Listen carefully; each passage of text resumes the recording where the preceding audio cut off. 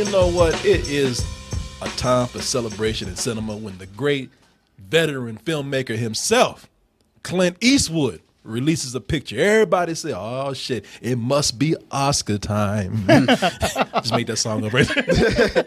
But we know, if you've been keeping up, we know, because we've seen every movie that Clint Eastwood put out there. Clint Eastwood can be a hit or miss. Sure.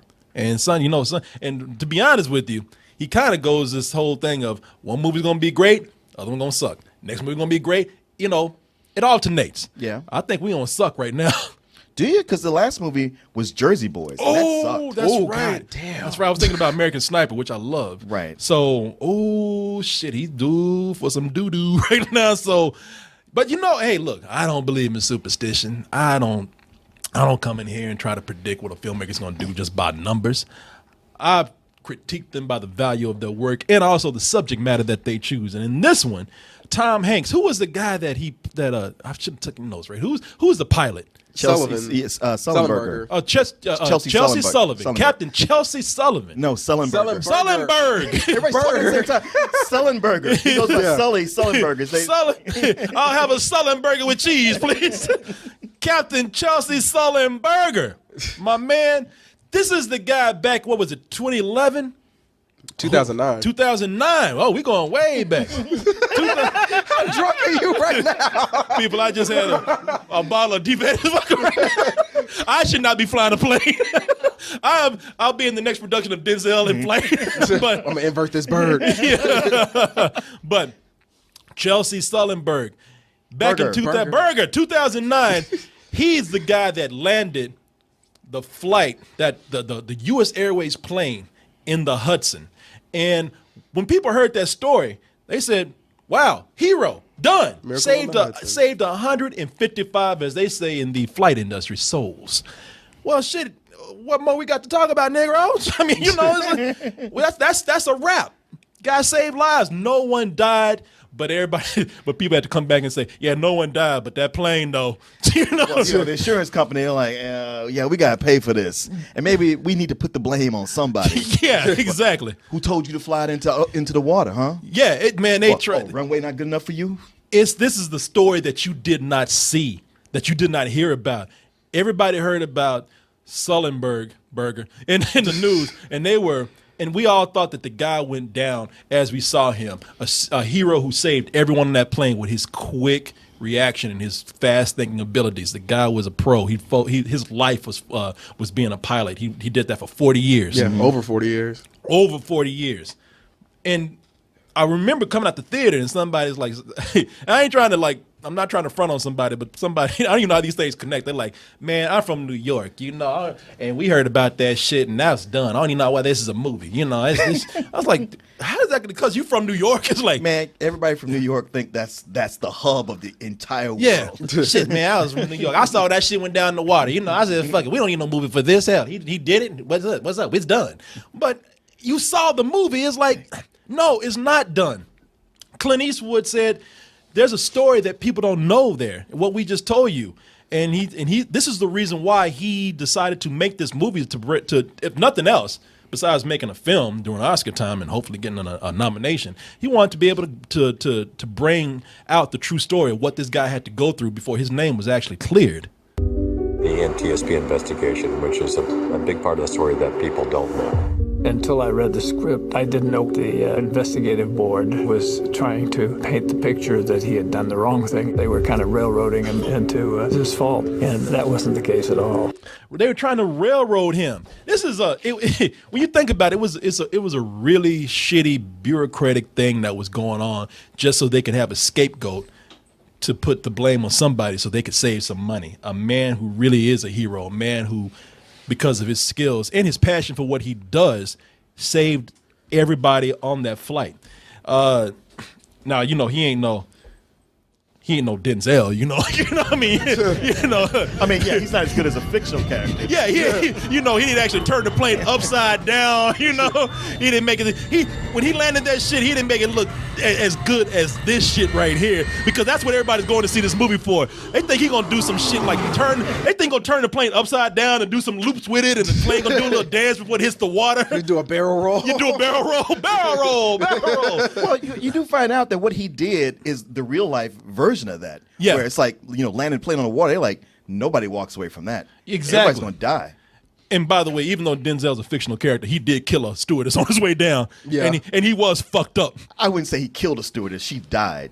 Man, he turned that plane upside down and knocked her head in. Look, even with flight, it comes down to the plane was malfunctioning. He did the best that could possibly be done. And he had coke and alcohol in his system.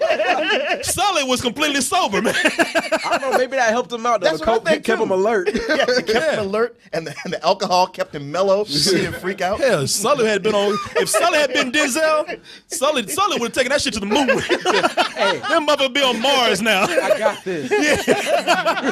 Them motherfuckers they landed in China with 2 busted engines.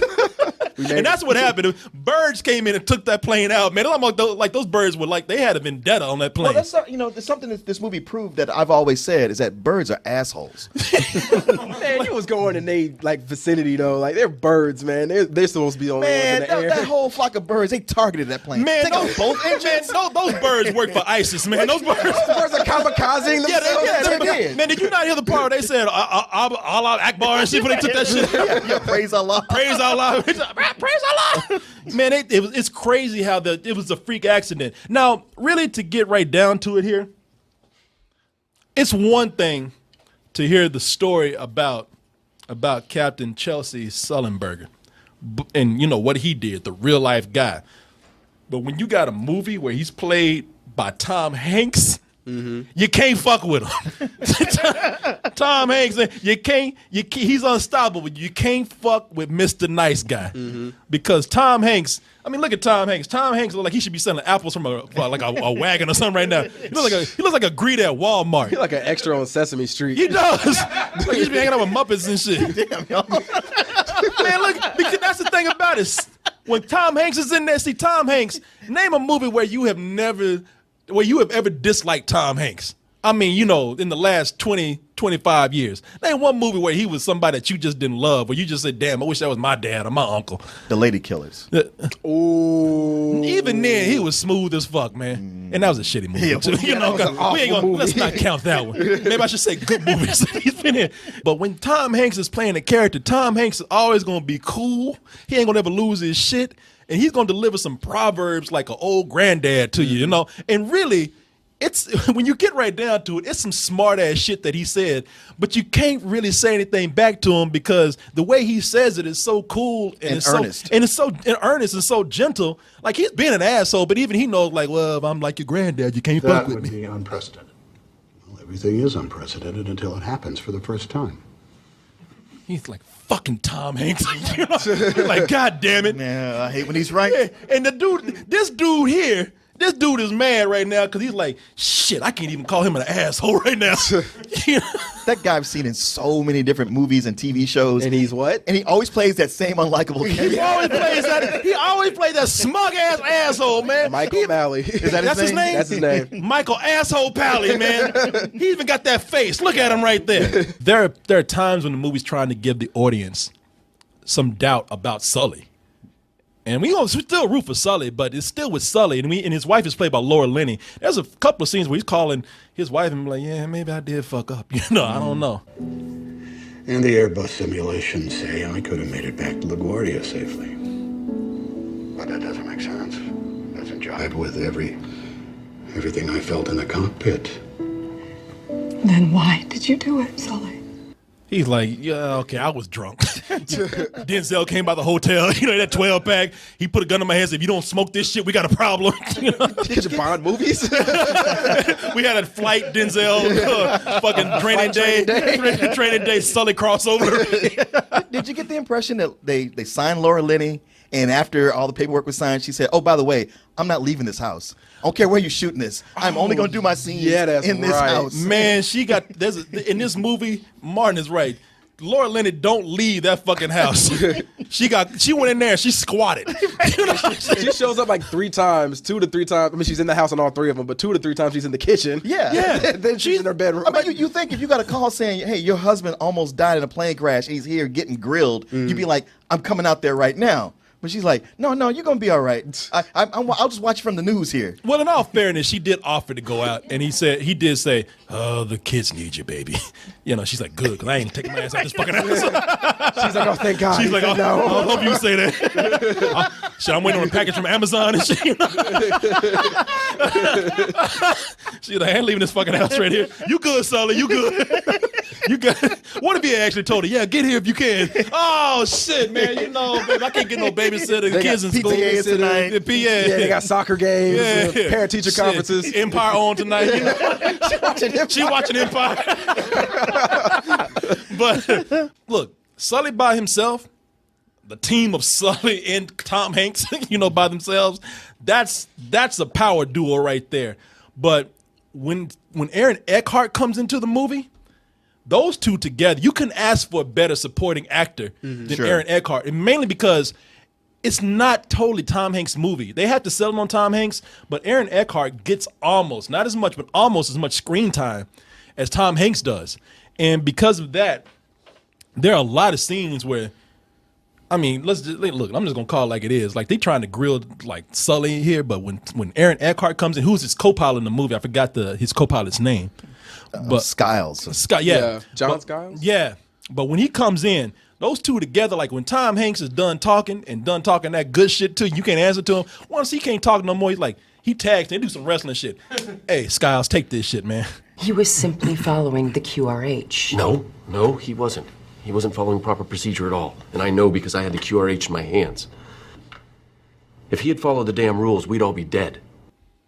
Tom Hanks looking like, damn, that's my nigga right there. He like, Tom Hanks like, damn, this motherfucker kill him so hard I can't even look.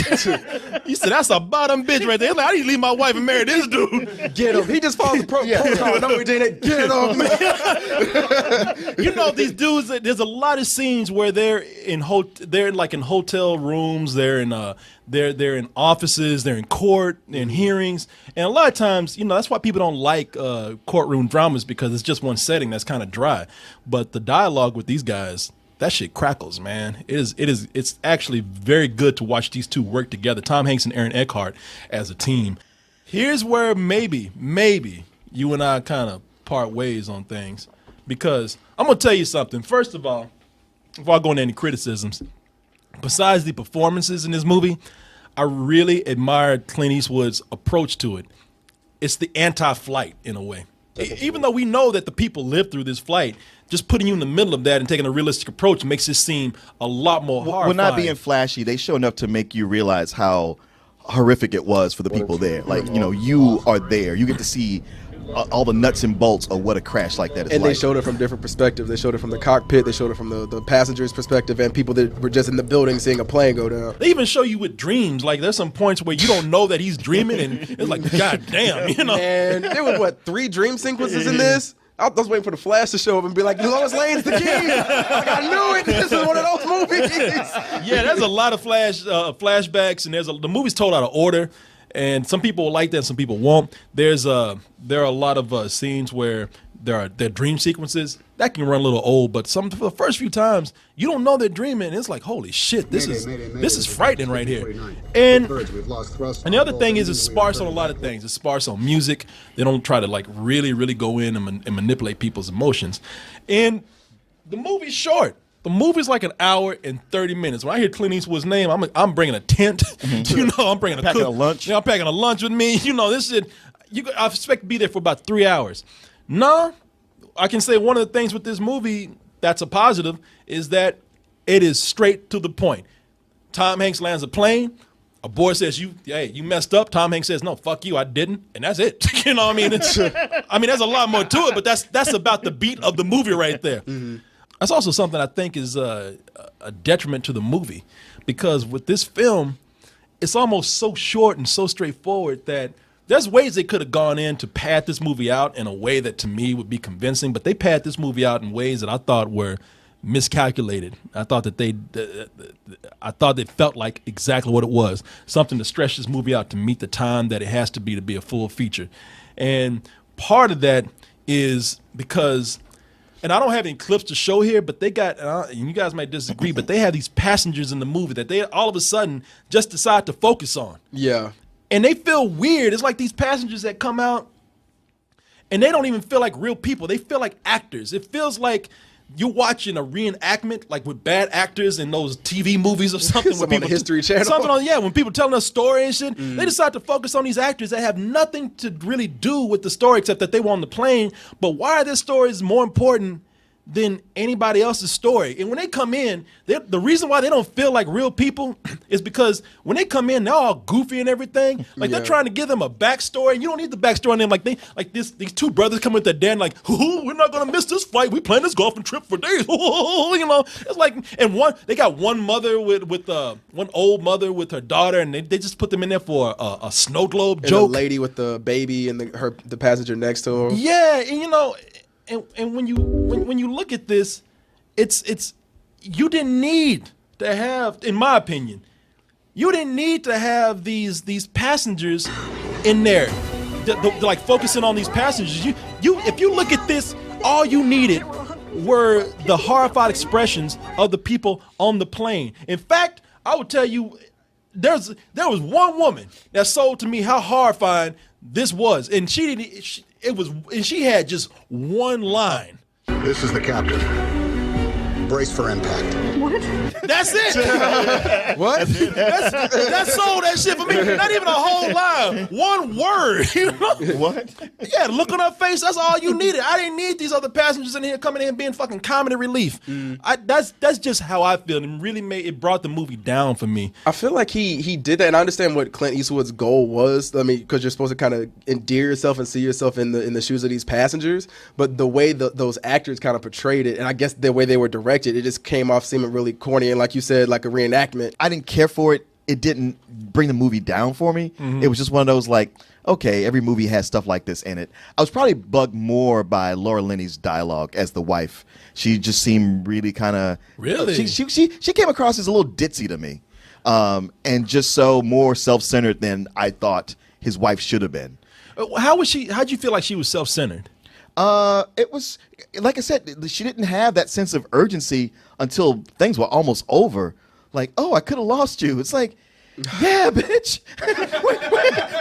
What do you think I was saying? She did say that in the last 20 minutes. I just had this thought. You could have died. Really? Well, you know what? See, that didn't get me because it felt like it happened so quickly that it just dawned on her. Because she, you know, if you think about it, she had the media outside and she had to deal with him, and she didn't even know. Like, he got on the news and told her, like, hey, I'm okay, but you still don't know what happened. So all this shit took time to sink in. Yeah, but then she's saying, hey, look on the news. You're on there. If somebody you love, if one of us was on the news, you'd probably be watching it every time it came on just to see what would happen. I don't care about you. now you said all you want to, but you would. There'd be that concern, especially if the news media is out there. You'd be constantly like, what is going on? I got to have a constant feed. I got to know. And she would just seem. And it's easy to write a wife character like that, to where like, oh, they aren't really that important. They're with the kids. They don't really get involved. And it seemed disingenuous. That bothered me more than the passengers did. Okay. But when you get to the things like the passengers and like you said, his wife, and the other thing too, I didn't dig about this, man. I really didn't like the flashbacks, because some of these flashbacks went on for so long, I forgot it was a flashback. Well, they did flashbacks of the same thing sometimes. Yeah, well, that was the thing. We saw that. I mean, that was the one thing I was really concerned about going into this movie was, all right, that plane crash, and they even said in the trailer, was only 208 seconds. So how are you going to pad this out into a full movie? And they show that plane crash, I'm going to say at least 7 times. Yeah, that's. They showed I don't know about 7 I don't know times. about 7. That's it. Okay, I can name those times. I don't want to spoil those movies, but later I can name those exact times, because I was sitting there counting next to Chris. I was like, all right. I was like, it's 3 flashbacks and 7 planes attempt crashes or landings. Okay, Danielle. Oh shit, Danielle's coming to the ring. Over. Oh shit, here she comes. Shut up. Okay, I think Don't you hurt guys us, are Danielle. so wrong. Like, Go ahead and focus this right here. Okay, wait a minute. No, not. Corey, it's a movie about Okay, a go. plane crash. Oh, wait a minute, Corey. Goodwin. One, okay. Like, that's the movie. That's what it's about, is a plane crash. Like, it was only 208 seconds, but why wouldn't have had flashbacks? I don't need to see that plane crash. Even I'll lower the number 5. I don't need to see that plane crash 5 times and then have a dream sequence that just comes out of nowhere of the plane exploding. But the in movie is first minute of about the how movie. this man is coping with how he nearly almost killed 150 people. So Katie Couric is talking to him because he's coping with it? Let me finish my Okay, I thought. apologize. Go for it. The man has had a very traumatic experience. Mm-hmm. I don't know if you've ever had a traumatic experience, but you have dreams about it and nightmares, and it's a very real thing. Mm-hmm. And that's what I liked about this movie the most, is that you really felt a real human connection with everybody. Sully, his pilot, or his whoever the guy is, Andy, what's his name? Oh, Aaron Eckhart? Yeah, Aaron Eckhart. The people on the plane, even the people that were prosecuting against him. You have a very humanistic, emotional connection with all of them throughout the whole movie, I think. Can I ask you, so you thought like the NTSB, the tribunal of people, you thought they were presented as human? Because they were presented as like damn near arch villains. Yeah. No, I didn't think that at all. I Shit. thought that's what I liked about it, is that I didn't hate those people. I thought personally that they were just doing their job. It was their job to prove that Sully made the wrong decision, and I think that that's what they did. I agree with you that they seem to be like, look, we got a shitty job and we're just trying to do it. With the exception of Michael O'Malley, who seemed to be taking it personal. Yeah, I just feel like he was there's- a real supervillain. He's scowling the whole time. Yeah.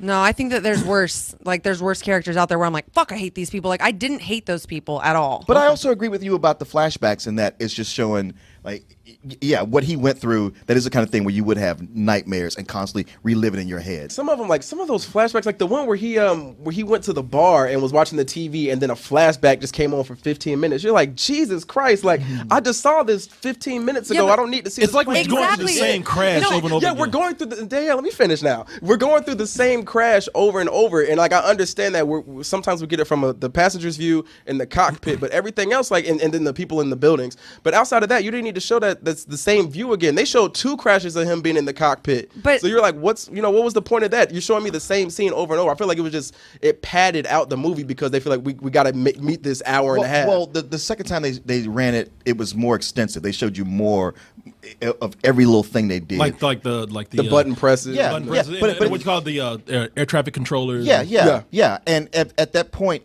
there's been enough doubt introduced where he's doubting himself. They're talking about the simulations don't bear out. And is that feeling like when they show it to me this time, am I going to see something that I didn't see? Where you go like, oh wait, he did fuck up. But I feel like if they would have had the more Sully on the camera and it wasn't more flashbacks, you guys would be like, man, he's just having a drink at the bar. Why is he not freaking out? Why does he not have any type of flashbacks? Well, you know, like the way I mean, because this guy was in the military, if I'm not mistaken. He was in the Air Force. Yeah. And so like he's used to having all this, like, you know, being in conflict. They showed up. There was another flashback where he almost got in another plane accident and he handled that calmly. So you're like, why are you having like these you know, god awful things happen? Well, in that earlier crash, he might have died. And this one, it's 155. Yeah, this is consuming his life very. But you're trying to tell me that the reason he's having it and it's consuming his life is because it was a traumatic experience for him. He's already been through this traumatic experience before. So like, Not anything like this, It just seems like it was just padded. It seemed extra and unnecessary. That's one thing I really didn't like about showing all the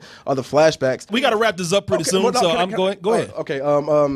To go back off of what Tom Hanks did in Captain Phillips, you really didn't know that story. All right, it's something that you didn't know the outcome, so you were kind of in suspense. With this happened 7 years ago. We know the outcome of this. He obviously didn't get in trouble for it because we would have heard more about it in the news. He's acclaimed as a hero. So you're like, all right, for me, this movie just felt like it didn't need to be made. It kind of just felt. What's your rating? A rental. Ooh, rental.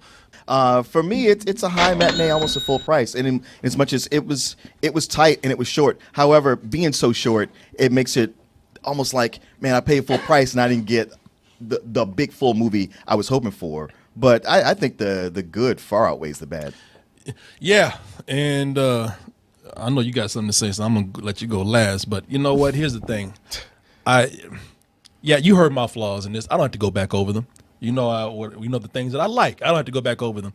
Do the things that I like outweigh the things that I dislike? Yes, they do. Yeah, they do, by much. But still, the things that stood out to me that were not so great about this movie, they stand out hard. And And that's why I'm like you, Martin. I'm getting this a matinee, very decent matinee. It sounded legit with you. Well, I just think that you guys are a little wrong when it comes to showing the little backstories of the characters on the plane. I think it's important to show the different, family connections and the different personalities. It gives them like a real substance, and they're not just passengers. Mm-hmm. And that's what Sully portrayed throughout the whole film. They did a really good job of showing that Sully really does give a fuck, and he's taking their lives into consideration. And I think that's important to show the different people with the babies and their dialogue and all that. I don't know why you think that shouldn't be there. No. It should be there. It was just like clumsy delivery. It was clumsy. They didn't spend as much time fleshing out those characters as they did the other people. Yeah, I just feel like I said, I felt like why these particular people? They could have like done a broad stroke of more of the passengers than what they did. But hey, I'm sorry, that's you. Go ahead. Well, I mean, you guys covered a lot. I thought it was a really great movie, especially the time frame. Like, this is really doesn't need to be a 2-hour long movie, and I was happy when it was over.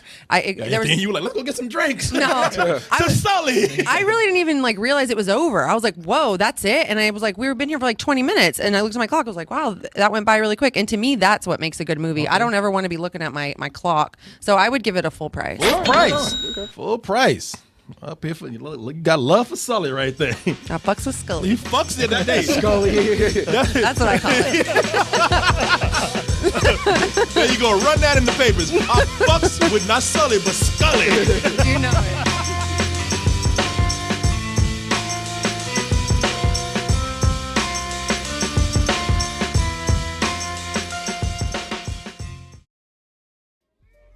GameFly brings to your house, to you, over 8,000 new releases and classics that are available to rent, or you can buy them for almost every system out there, current and some old systems. Like I said, man, I've been trying to put my GameCube back to work for years. GameFly has given me an excuse to do that. And you can even try 30 days for free by typing in gameflyoffer.com/double toasted. And when you do that, you'll get 30 days for free of games and movies. Get all those things, all of them at once. Just stay in the house. Don't go nowhere, because they're all going to get brought right to your mailbox. You can also bring the element of surprise every month to your home in the form of a Loot Crate mystery box. In that box, I can't tell you what it is, but I can guarantee you it is the best in geek and gaming gear. Some people say it's like having Comic-Con brought right to your home. You don't have to leave the house for nothing. You're getting all kind of stuff. And everybody likes a little surprise every month, just a little bit. And here's another surprise for you. If you go to our link, trylootcrate.com/double toasted, and you type in bridge 10, that's the word bridge and the number 10, you can get 10% off, a 10% discount on your first crate. How's that for a surprise right there? Loot Crate, bring the mystery and the surprise to your mailbox once a month with Loot Crate. Hey everyone, thanks for watching, and be sure to subscribe to our channel and go over to our home, doubletoasted.com, for more videos and live streams. And remember, stay toasty.